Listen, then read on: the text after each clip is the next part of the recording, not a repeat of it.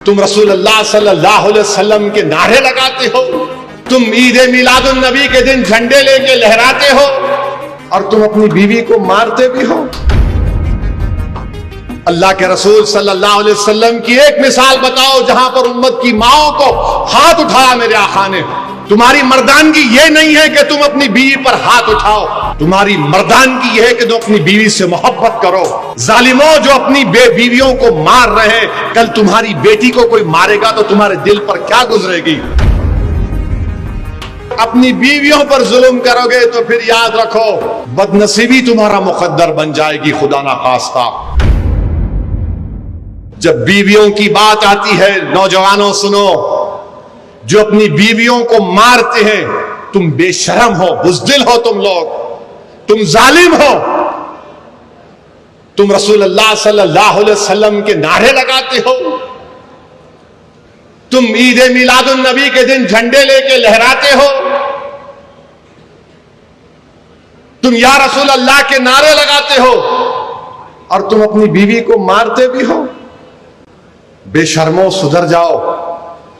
اللہ کے رسول صلی اللہ علیہ وسلم کی ایک مثال بتاؤ جہاں پر امت کی ماؤں کو ہاتھ اٹھایا میرے آقا نے۔ تمہاری مردانگی یہ نہیں ہے کہ تم اپنی بیوی پر ہاتھ اٹھاؤ، تمہاری مردانگی یہ ہے کہ تم اپنی بیوی سے محبت کرو۔ ظالموں جو اپنی بے بیویوں کو مار رہے ہیں، کل تمہاری بیٹی کو کوئی مارے گا تو تمہارے دل پر کیا گزرے گی؟ کوئی ایک ہماری بہن، ہماری بیٹی مجھے فون کی، 3 دن پرانی بات ہے کہ اسد صاحب میں فلاں فلاں ہوں، میرا شوہر مجھے مار کر نکال دیا۔ میں نے کہا کہ آپ پولیس میں کمپلین کریے۔ انہوں نے کہا کہ میں گئی تھی بھوانی نگر پولیس اسٹیشن میں۔ میں نے کہا کب سے تم کو مار رہا ہے؟ بولے بہت مہینوں سے یہ حرکت کر رہا ہے۔ میں اپنے باپ کے گھر کو آ گئی، میرا باپ بھی نہیں ہے، ہم صرف 2 بہنیں ہیں۔ رو رہی تھی۔ میں نے کہا بولو میں کیا کر سکتا ہوں اس میں؟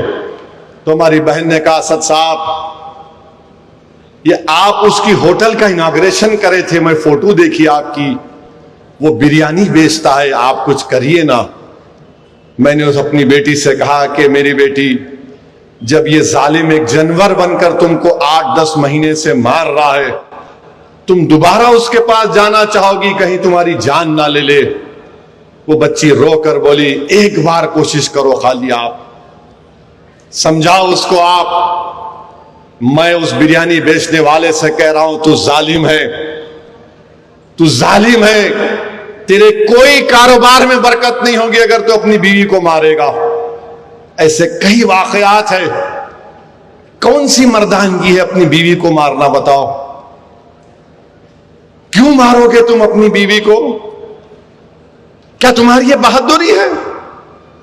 نہیں، یہ تمہاری بزدلی ہے، یہ تمہاری طاقت کے مظاہرے نہیں، کمزوری کے مظاہرے ہیں۔ اللہ کے رسول صلی اللہ علیہ وسلم نے کسی بھی ہماری امت کی ماں کو مارا تو بتاؤ؟ میرے بھائی نوجوانوں، یہ حرکت مت کرو۔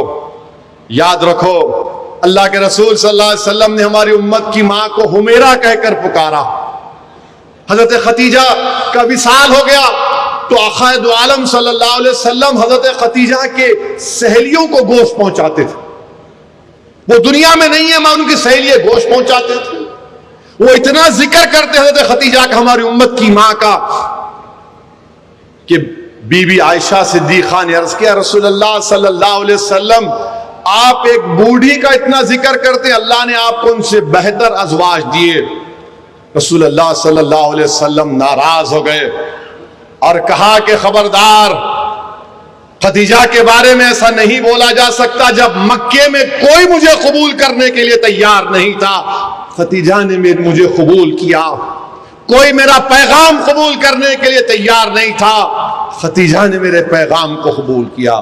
اور حدیث شریف میں آیا، نوجوانوں دیکھو، جو اپنی بیویوں کو مارتے ہیں، جو اپنی بیویوں کو غیر ضروری تنگ کرتے ہیں، حضرت خدیجہ خاتون جنت بی بی فاطمہ سے عرض کرتی ہیں کہ جاؤ اپنے ابا محمد صلی اللہ علیہ وسلم سے کہو کہ مجھے ان کے جسم پر جو کملی ہے مجھے دے دے۔